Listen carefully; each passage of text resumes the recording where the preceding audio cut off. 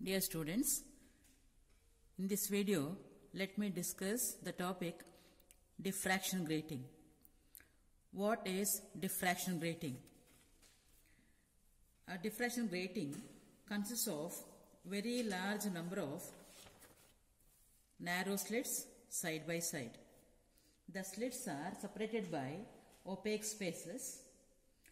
When a wavefront is incident on the grating surface, light gets transmitted through the slits and light is blocked by the opaque portions. The opaque portions, nothing but the lines. Such a grating is called as the transmission grating. Usually, the gratings are prepared by drawing a large number of equidistant parallel lines on the grating surface. A large number of equidistant parallel lines are drawn on the grating surface. See here, in this manner, a large number of parallel lines, very closely spaced, and all are equidistant. Such lines are drawn on the grating surface. Here, the lines, they behave like the opaque spaces, and the space between any two lines, acts like the slit, so that whenever a plane wavefront is incident, a light is incident on this grating surface, it gets transmitted through the space between the two lines. It is blocked by the opaque region, nothing but the line itself. This is nothing but a plane diffraction grating. The transmission grating, here light gets transmitted. In some cases, if the silvered surface, suppose the lines are drawn on a silvered surface, then the light gets reflected from the space between the lines. Such gratings are called reflection gratings. So there are two types of gratings, transmission gratings and reflection gratings. So gratings are prepared by drawing equidistant parallel lines on the surface, and the lines drawn, usually in the laboratory, we use the grating consisting of 600 lines per millimeter. 600 lines per millimeter. So many lines are drawn. See, 600 lines are drawn in 1 millimeter. So just imagine the space in between the two lines, any two lines, all are equidistant. The spacing between the two lines very small. It is of the order of the wavelength of the incident light. And this is about the grating. Now let us consider the theory of plane diffraction grating. So in a grating, diffraction of light takes place. As a result, a pattern is produced on the screen. A diffraction pattern is produced on the screen. In the previous classes or in the previous videos, we had discussed Fraunhofer diffraction at single slit, Fraunhofer diffraction at double slit. Now here, in grating, so many such slits, a large number of slits, again, diffraction is Fraunhofer. Now let us see the pattern produced. What about the diffraction pattern produced on the screen by a grating? See here, XY is the grating surface, AB, CD, and so on. They represent the spacing between any two lines, AB, CD, etc. Nothing but slits. Slits are spacing between any two lines. And BC and here say DE, all these represent the opaque region, nothing but the line itself. See, for convenience, the slit and the opaque regions are taken a little bit large here. That's for convenience. Let small a be the slit width, BC the width of the opaque space, and so many such slits and opaque spaces on the grating surface, XY the grating surface. MN is the screen. Convex lens is used to focus the diffracted rays on the screen. It is Fraunhofer diffraction, so lenses are required to focus the diffracted ray on the screen, rays on the screen. Now see here, the incident wavefront, all the diffracted rays, see these are the diffracted rays, all these are diffracted. These diffracted rays are now here moving in the direction of the incident light, so that all those diffracted rays, after refraction from the lens, The lens refracts the rays. So those rays, they converge at this point P, nothing but center of the screen. All those rays, they converge at the center. So at this point, a maximum intensity band is produced and it is called as central maximum. So at the center, a central maximum is produced. And on either side of the central maximum, alternately, maxima, minima are produced. And we find the maxima on either side of the central maxima. Those maxima are called principal maxima of different order, like first order principal maximum, second order principal maximum, and so on either side. And in between any two principal maximum, secondary minima and maxima are produced. In between any two principal maximum, secondary minima and secondary maxima are produced. That is the resultant pattern on the screen. The pattern produced, it will be of this type. See, this is the pattern produced on the screen. At the center, a central maximum, and these are the principal maxima. First principal maximum, second principal maximum, and so on. Here also, other side, first principal maximum, second principal, third, and so on. See, in between the central maximum and the first principal maximum, we have again minima and maxima. Minima, maxima, minima, maxima, and so on. These are secondary maxima and these are secondary minima. This is the resultant pattern produced in case of a grating. Now what is the theory of this, or how these principal maxima, secondary maxima, minima are produced? Let us discuss that one. For this, let us find out the path difference between the secondary waves coming from the corresponding points of the slits and the opaque spaces. For this, let us consider a point P1 above this center point P. Consider point P1 at a certain distance from the center P. Now at this point P, suppose a principal maximum is produced. Now let us see what's the condition to produce that principal maximum. Say, note down the difference between central maximum and the principal maximum. This is the central maximum, this one is the, and on other side we have principal maximum, or also called as primary maximum sometimes. Now to find that, consider the slit AB and opaque region BC. AB and BC. Let theta be the angle of diffraction, or the direction of the diffracted ray. Now the path difference between the secondary waves from the points A and C. Path difference between the secondary waves from A and C. To get that, we draw the perpendicular, say AD, on this diffracted ray. Now CD gives the path difference. See, these things already discussed. This is similar to, only this part is nothing but the double slit pattern. This portion like the double slit. So CD, the path difference, what is it? CD is equal to AC sine theta. You get CD as AC sine theta. What is AC? AB plus BC, nothing but A plus B. So that CD is equal to A plus B sine theta. This is the path difference corresponding to this angle theta. Now, all those rays are, say, after refraction they meet at this point. Let, if this A plus B sine theta is equal to an integral multiple of lambda, that is, when A plus B sine theta n equal to n lambda, in that case, that point P1 becomes the point of maximum intensity. When these conditions are satisfied, corresponding to different values of theta, like theta 1, theta 2, theta 3. See here, n takes the values 1, 2, 3 and so on. N equal to 1 means A plus B sine theta 1 is lambda. N equal to 2. A plus B sine theta 2 equal to 2 lambda and so on. And when these conditions are satisfied, we find the principal maxima of first order, second order, third order, etc. on either side of the central maximum. Now the angles theta 1, theta 2, theta 3, etc. are the directions of the principal maximum on either side. So this is the condition to produce the nth principal maximum in general. This about the way how the principal maxima are produced on the either side. Now let us consider the secondary minima. Secondary minima, say these are the secondary minima and secondary maxima. To get the condition, say here,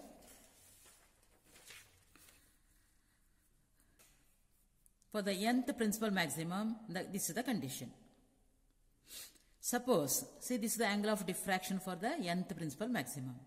Suppose this angle theta n is increased by a very small value, say d theta. Then what's the angle? Theta n plus d theta. Suppose the angle of diffraction becomes theta n plus d theta. And for that increase in the angle, let the path difference, let it be increased by the value, say lambda by n dash.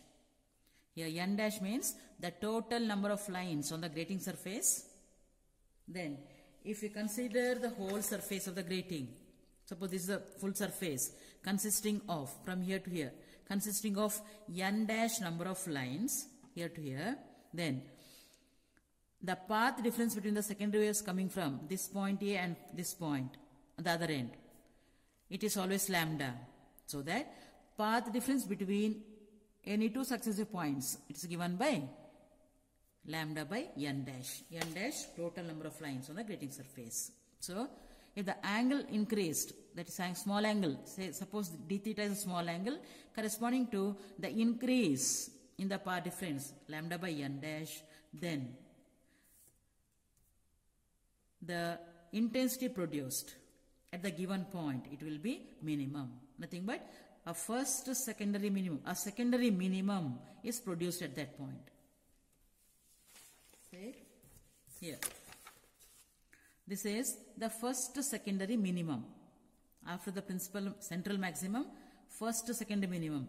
This one is produced when the angle theta is increased by a very small value. So that change in path difference is lambda by n dash. First secondary minimum is produced.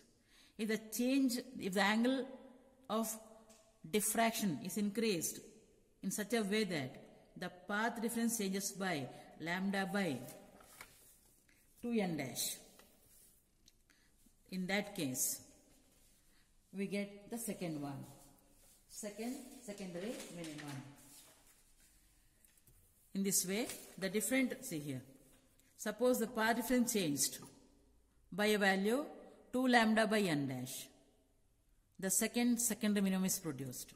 If the path difference increased or the changed by 3 lambda by n dash, third secondary minimum is produced on the other side of the principal maximum.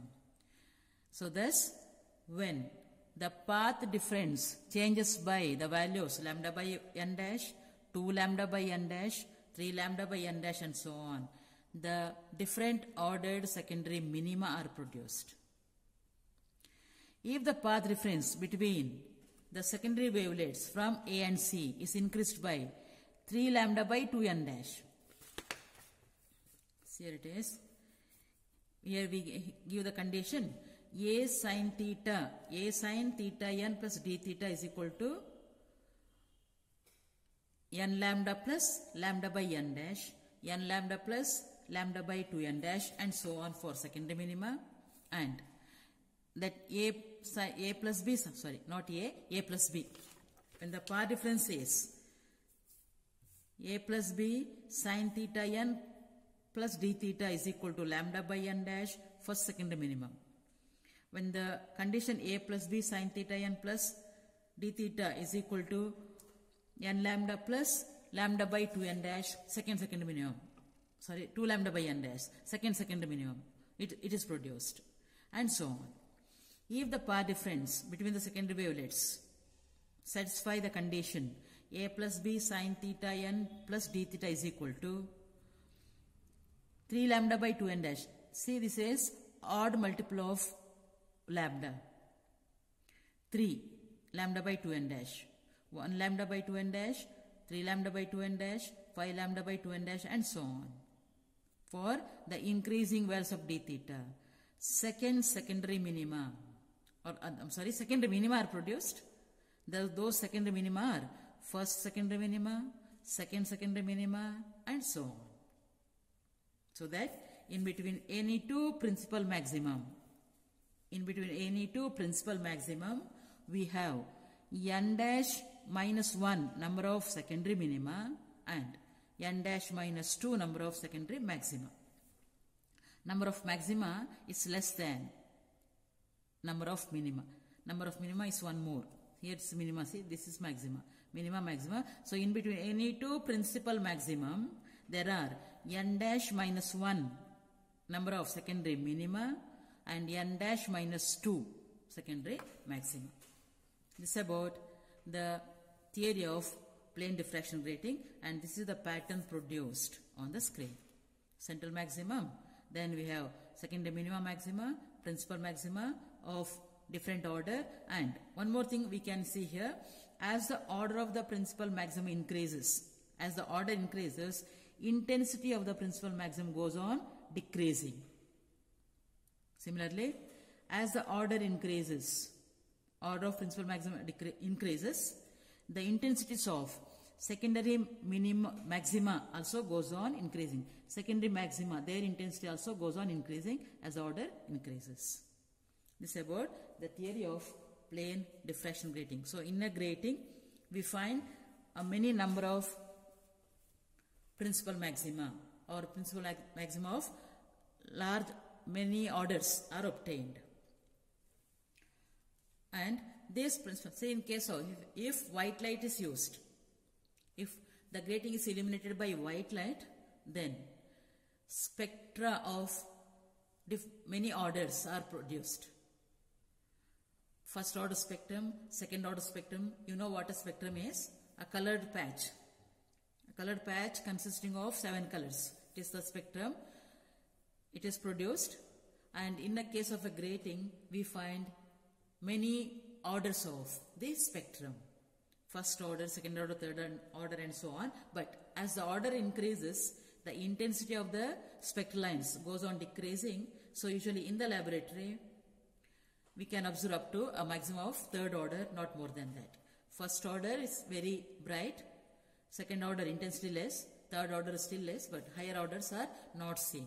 This is about the diffraction pattern of a grating. Next topic is to find the width of the principal maxima. We will get different principal maxima in case of a grating.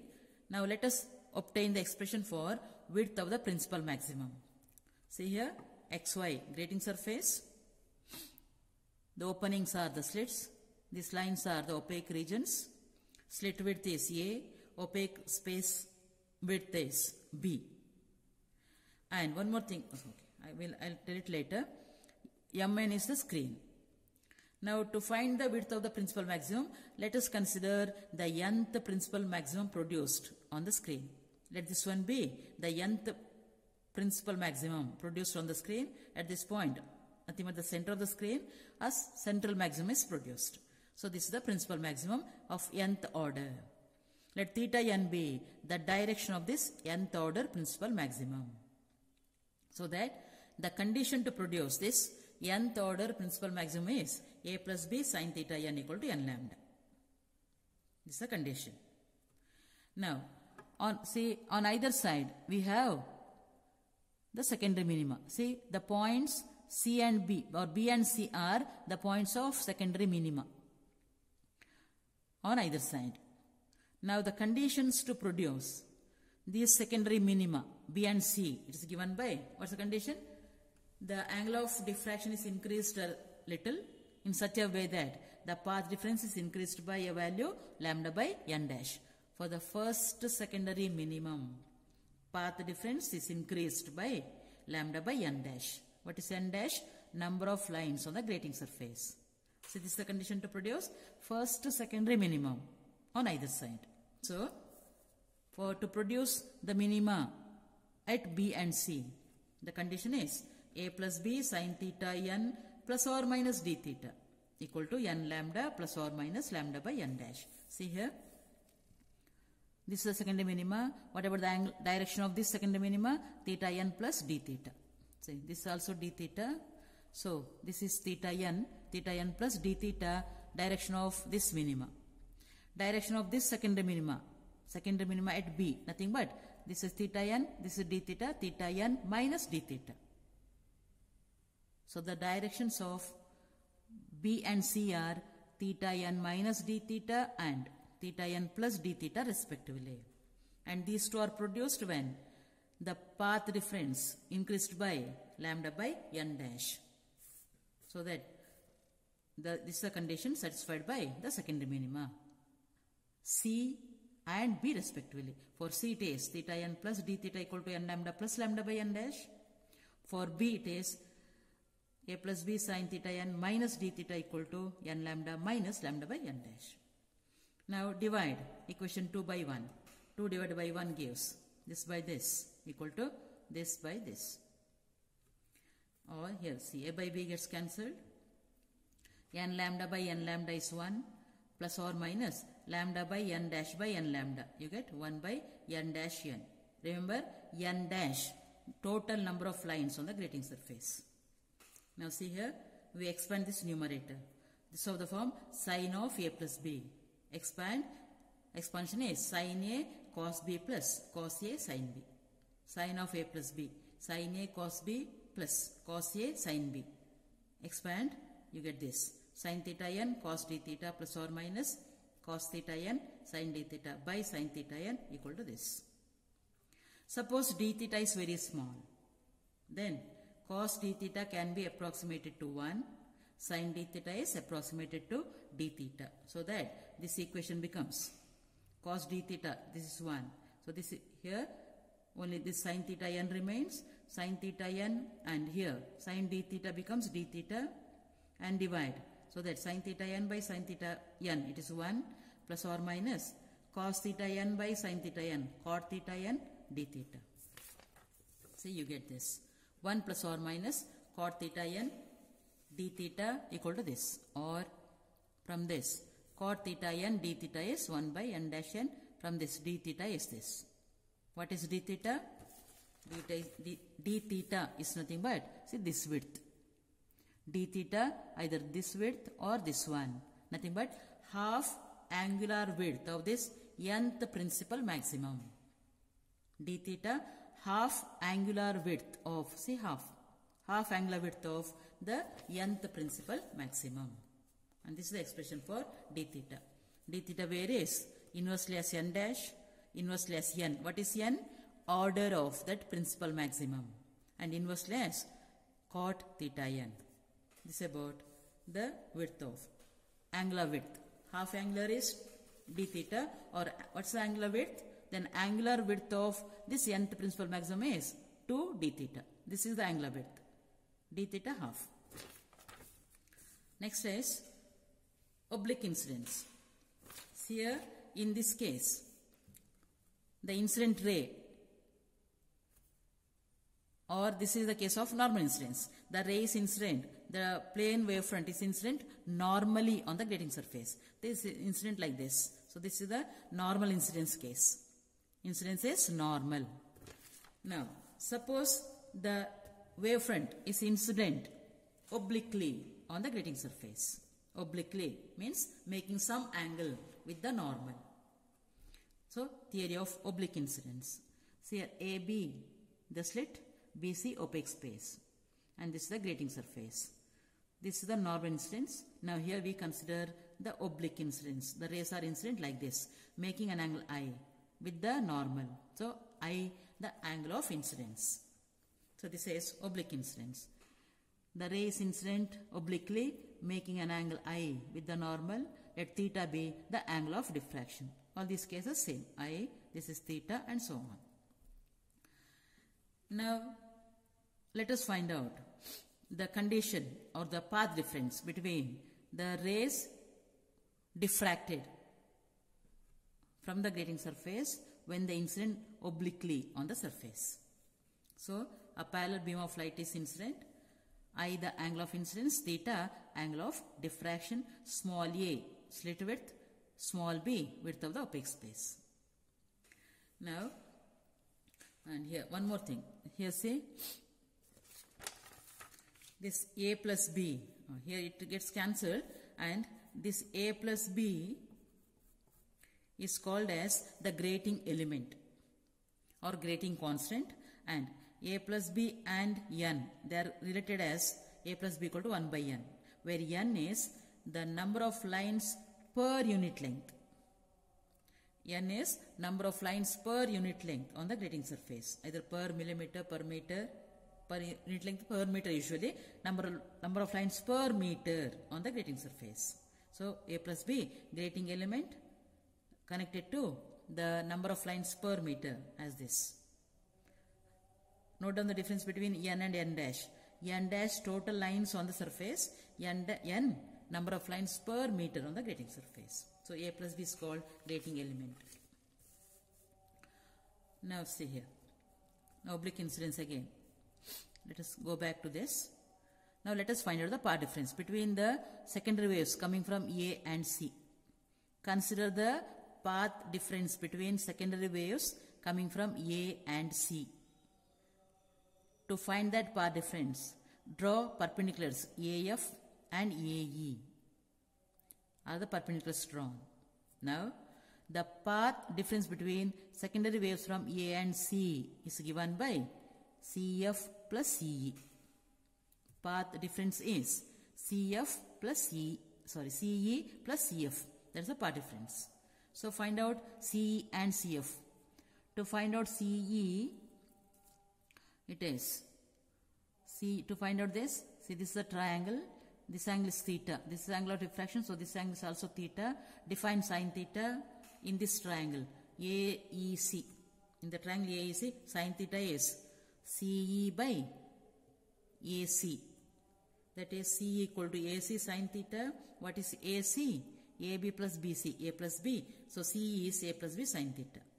Similarly, CF. Define sine I. Sine I is FC by AC. That is FC by A plus B, so that you get FC as A plus B sin I. So that the net path difference between waves from A and C is given by the sum of these two. A plus B sin I and A plus B sin theta. So that you get path difference A plus B sin theta plus sin I. This is the path difference. Suppose a nth principal maximum is produced on the screen. Then for the nth order principal maximum, angle of diffraction is taken as theta n. So that the condition to produce that nth principal maximum, it will be A plus B sin theta n plus sin I is equal to n lambda. I is nothing but angle of incidence. So this is the condition for nth principal maximum. Now expand this one. You have to expand this. This of the form A plus B into sin A plus sin B. What is sin A plus sin B? 2 sin A plus B by 2 cos A minus B by 2. Sin A plus sin B. So expand that. So the form sin A plus B is 2 sin A plus B by 2 cos A minus B by 2. Apply that here, you get this. And here theta n minus I. Difference between angle of diffraction and angle of incidence called deviation. The deviation produced. Deviation from the direction of incidence. So that we get this, and from this you can write sin theta n plus I by 2 as n lambda by the remaining term. It is 2A plus B cos theta n minus I by 2. When the angle of incidence I is equal to angle of diffraction theta n, in that case, the deviation produced will be minimum. See, this is the deviation. Deviation minimum means it should be 0. Theta n minus theta I equal to 0 means theta n equal to I. When theta n is equal to I, in that case, the deviation produced is minimum, and the corresponding angle of deviation is called as angle of minimum deviation, denoted as dm. So when theta n is equal to I, then dm is given by theta n plus I. This angle of minimum deviation is given by theta n plus I. So that you can write theta n as either dm by 2 or I as dm by 2. Substitute this one in this equation, in the previous equation. Substitute theta n as dm by 2, I as dm by 2 in the equation. Say, in this equation, a plus b sin theta n plus I sin I equal to n lambda. Substituting, we get a plus b sin dm by 2 plus sin dm by 2 equal to n lambda. Both theta n and I are dm by 2. So that this becomes a plus b 2 times sin dm by 2 equal to n lambda, or lambda is 2a plus b sin dm by 2 whole by n. What is a plus b? Grating element. A plus b nothing but 1 by n. A plus b is 1 by n. So that lambda becomes 2 sin dm by 2 by n. N is the number of lines per meter on the grating surface. Here n is number of lines per meter on the grating surface. Small n, order of that principal maximum. Or in case of white light, monochromatic means a bright single line is produced. White light means spectrum is produced. There, lambda, the wavelength of the given line, it can be calculated using this, where dm is angle of minimum deviation. So by setting the grating in minimum deviation position for a given order, say n, and by knowing the number of lines per unit per meter on the grating surface, it is possible to calculate the wavelength of that corresponding light, or wavelength of that corresponding color. This is how lambda can be determined using a grating, by setting the grating in minimum deviation position. With this, I stop here. Let us continue the class with resolving power and dispersive power of the grating.